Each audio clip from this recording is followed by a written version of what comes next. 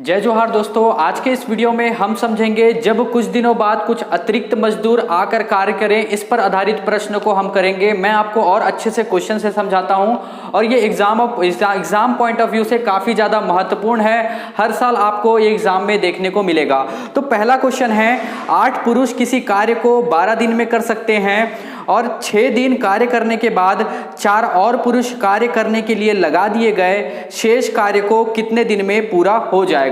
तो सबसे पहले इसको समझिएगा कि किस फॉर्मूले से इसको बनाया जाएगा।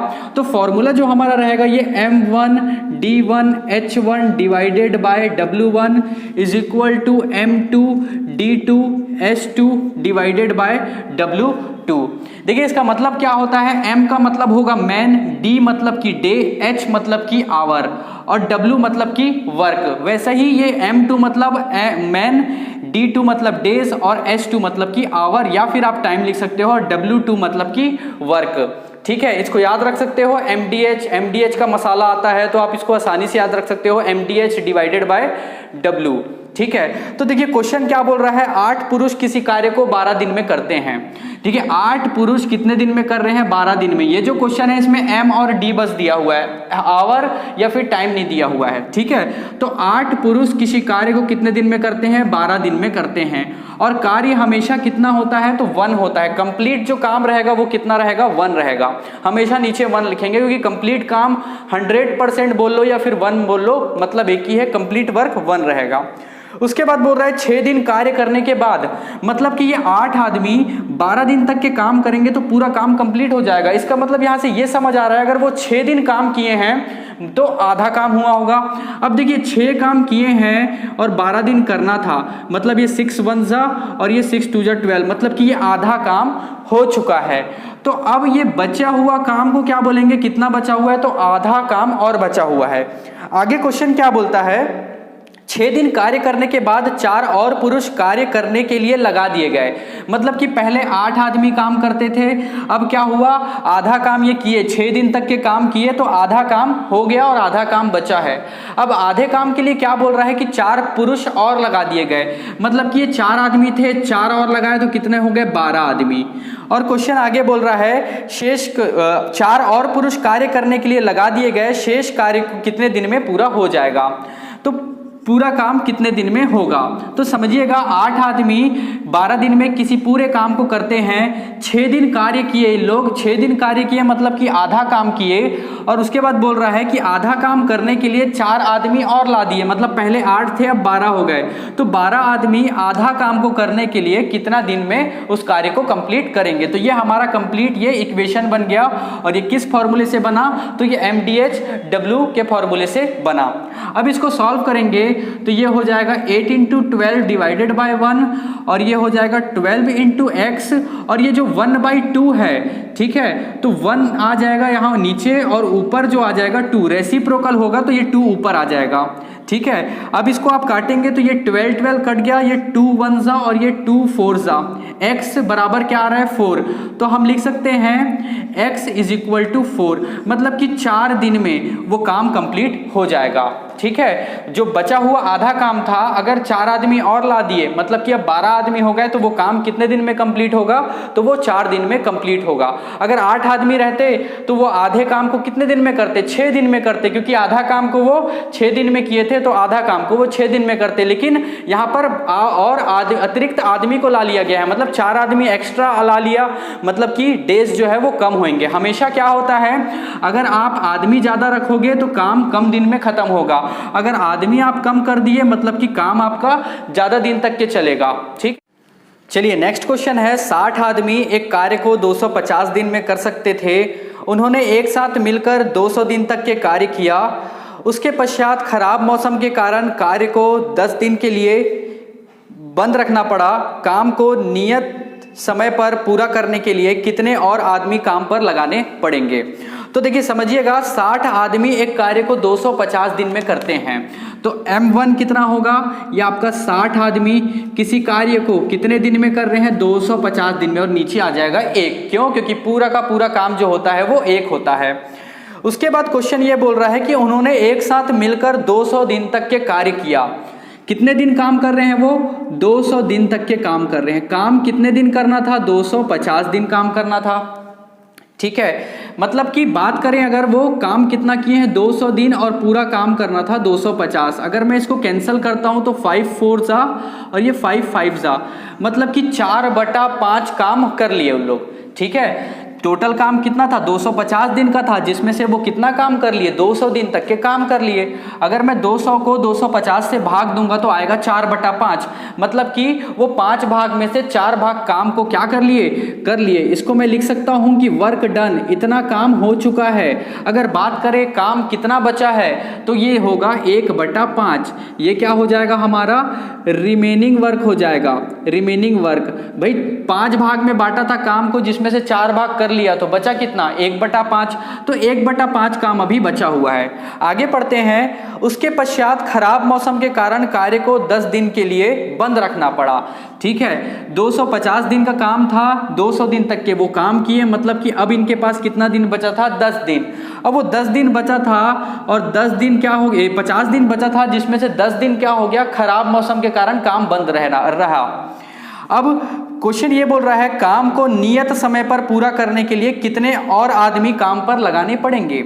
ठीक है, मौसम क्या हुआ? खराब हो गया तो 10 दिन काम बंद रखना पड़ा। अब क्या है? 40 दिन में उस काम को करना है। कितने दिन के काम को? 50 दिन के काम को अब 40 दिन में करना है। इसका मतलब क्या है? वर्कर और लगेंगे, क्योंकि 50 दिन का काम कितने लोग? 60 आदमी लोग कर लेते। ठीक है, 1/5 काम को, लेकिन अब 40 दिन में ही उस काम को करना है, मतलब कि और अतिरिक्त वर्कर लगेंगे। तो ठीक है, इसको क्या करेंगे? 60 आदमी 250 दिन में किसी काम को करते हैं, किसी एक पूरे कार्य को करते हैं। तो अब क्या है? 40 दिन में उस काम को करना है। 40 दिन में उस काम को करना है और काम कितना बचा हुआ है? तो काम 4/5 हो चुका था और बचा काम कितना है? 1/5। 1/5 काम को कितने वर्कर करेंगे? ठीक है, ये हमारा इक्वेशन बन गया। अब इसको क्या करेंगे? 60 गुणित 250/1 और ये हो जाएगा x गुणित 40 और ये 1 यही रहेगा और ये 5 ऊपर हो जाएगा रेसिप्रोकल। ये 5 1 जा, ये 5 50 जा, ये 0 और ये 0 कैंसल, ये 4 1 जा 4, 15 जा 60 और ये 15 5 जा 75। मतलब कि x का वैल्यू क्या आ जाएगा? 75 आ जाएगा। मतलब 75 आदमी लगेंगे 1/5 काम को 40 दिन में करने के लिए। ठीक है, अब देखिए उत्तर क्या है हमारा। आंसर ये बोल रहा है काम को नियत समय में पूरा करने के लिए कितने और आदमी काम पर लगाने पड़ेंगे। तो ठीक है, पहले कितने आदमी काम कर रहे थे? पहले 60 आदमी काम कर रहे थे। अब कितने आदमी काम कर रहे हैं? 75 आदमी काम कर रहे हैं। इसका मतलब ये है कि 15 आदमी और अतिरिक्त आए, तो हमारा आंसर जो होगा वो 15 होगा। कैसे? 75 आदमी अभी कर रहे हैं 1/5 काम को, पहले वर्कर कितने थे? 60 थे। मतलब कि एक्स्ट्रा हम कितना बुलाए वर्कर को? तो 15 वर्कर को हम एक्स्ट्रा बुलाए हैं। कुछ स्टूडेंट 75 आता है इसी को ही टिक कर देते हैं, ऑप्शन में दिया रहता है। ठीक है, और ये गलत हो जाता है, फिर उसके बाद आपत्ति दावा करते हैं, तो ये गलत है। समझिएगा क्वेश्चन को कि क्वेश्चन बोल क्या रहा है कि अतिरिक्त और कितने मजदूर काम पर लगाए गए। तो पहले तो 60 थे ही और यहाँ पर आ रहा है कि 75 आदमी काम किए, मतलब कि साफ है कि पहले 60 थे और अभी 75 लाए, मतलब कि 15 और एक्स्ट्रा बुलाया गया। ठीक है, तो और नेक्स्ट क्वेश्चन करते हैं और अच्छे से समझते हैं इसको। नेक्स्ट क्वेश्चन, 45 आदमी एक काम को 16 दिन में कर सकते हैं। तो 45 आदमी किसी काम को 16 दिन में करते हैं और नीचे 1 लिखूंगा क्योंकि पूरा काम जो होता है वो 1 होता है। ठीक है, उनके काम शुरू करने के 4 दिन बाद उनके साथ 36 आदमी और मिल गए। ठीक है, 4 कितने दिन बाद? 4 दिन बाद। मतलब कि देखो 16 दिन में काम कंप्लीट होना था और ये कितने दिन? 4 दिन बाद। मतलब 4/16 करूंगा तो ये 4 1 जा 4 और 4 4 जा 16। मतलब कि 1/4 काम 1/4 काम कंप्लीट हो गया। उसके बाद 36 आदमी और लाए गए। ठीक है, और 36 आदमी क्यों किस लिए लाए गए? तो 3/4 काम को करने के लिए लाए गए। ठीक है, क्या बोल रहा है क्वेश्चन? 45 आदमी 16 दिन में किसी काम को करते हैं। तो 16 दिन में कर रहे हैं, 4 दिन बाद मतलब 4 दिन में कितना काम हो गया होगा, तो 4/16 करेंगे तो आएगा 1/4, मतलब 1/4 काम कंप्लीट हो गया। तो बचा कितना, तो 4 भाग में से 1 भाग हो गया, मतलब अब बचा कितना 3/4 भाग। तो 3/4 भाग के लिए क्या किया गया, 36 आदमी और लाए गए। मतलब पहले कितने थे, पहले 45 थे और 36 आदमी और ला दिए, तो ये कितना हो जाएगा, ये आपका 81 हो जाएगा। मतलब 81 वर्कर्स अब काम करेंगे तो उस काम को कितने दिन में कंप्लीट होगा। ठीक है, तो इसको कैसे सॉल्व करेंगे, तो ये 45 × 16 डिवाइडेड बाय 1 और ये हो जाएगा 81 × x और ये नीचे रहेगा 3 और ऊपर जो है 4 है वो रेसिप्रोकल होकर ऊपर आ जाएगा। ठीक है, ये 3 1 जा और ये हो जाएगा 3 27 जा। बात करें इसका तो 9 3 जा 9 5 जा 45, ये 4 1 जा और ये 4 4 जा, ये आ रहा है 5 4 जा 20 इज इक्वल टू ये आ रहा है 3 × x।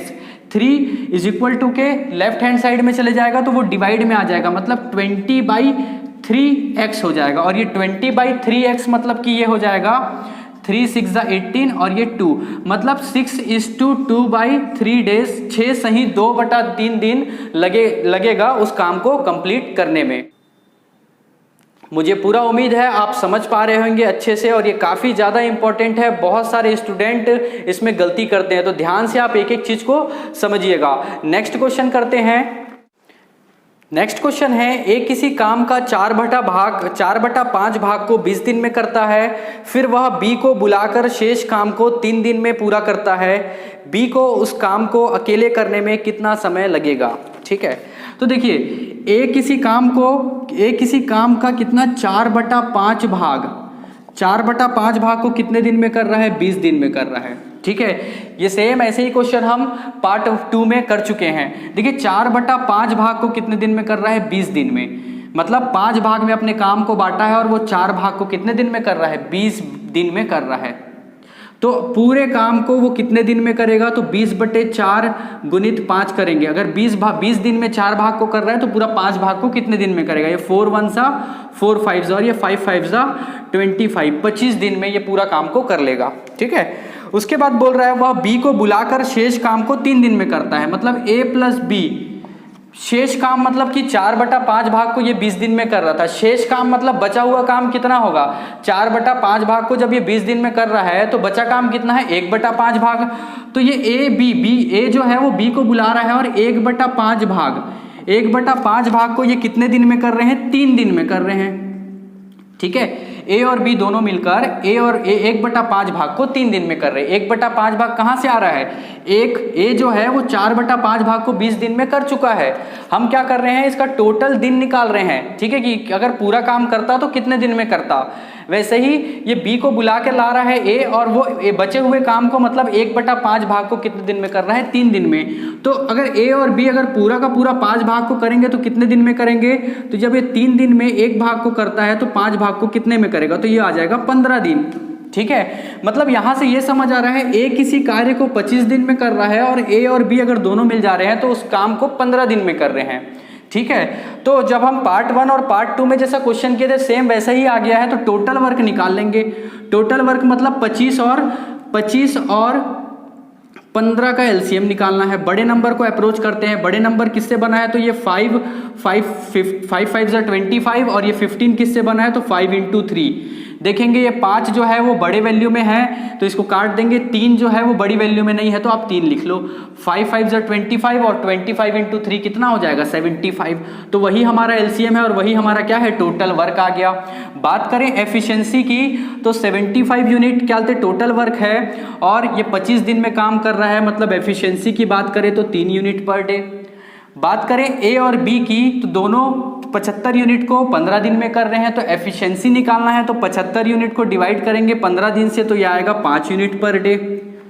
अब क्वेश्चन ये बोल रहा है कि उस काम को अकेले करने में कितना समय लेगा। तो ए का एफिशिएंसी है 3 यूनिट और ए बी का कितना है 5 यूनिट। यहां से साफ दिख रहा है कि बी का एफिशिएंसी है 2 यूनिट। भाई ए अकेले जब काम कर रहा था तो 3 यूनिट काम करता था, बी के साथ मिल गया तो वो 5 यूनिट करने लग गया। मतलब कि 2 यूनिट कौन कर रहा है, बी कर रहा है। इसको लिखेंगे कैसे, तो देखिए बी का एफिशिएंसी निकालना है तो ए और बी के एफिशिएंसी में आप माइनस कर दीजिए बी का एफिशिएंसी, ए का एफिशिएंसी। तो ए और बी का कितना था, तो 5 यूनिट पर डे था, जिसमें ए कितना कर रहा है तो 3 यूनिट पर डे, तो आएगा कितना 2 unit per day. 2 unit per day किसका एफिशिएंसी है, बी का एफिशिएंसी है। क्वेश्चन ये पूछ रहा है कि बी अकेले उस कार्य को कितने दिन में करेगा, तो टोटल वर्क कितना है 75 है और उसको भाग 75 यूनिट है और बी का एफिशिएंसी है 2 यूनिट पर डे। ये यूनिट कैंसल, 75 डिवाइडेड बाई 2, तो ये मिक्स्ड फ्रैक्शन में आएगा, ये आएगा 37:1/2 डेज। यही हमारा उत्तर है। तो मुझे पूरा उम्मीद है कि आज मेरे बताए हुए क्वेश्चन आप अच्छे से समझ चुके हैं। अगर आप अच्छे से समझ चुके हैं तो ये स्क्रीन में जो आपके लिए क्वेश्चन आ रहा है इसको आप सॉल्व करके मुझे कमेंट में इसका आंसर बताइए। तब तक के बने रहिए गुरुकुल एकेडमी के साथ। Thank you.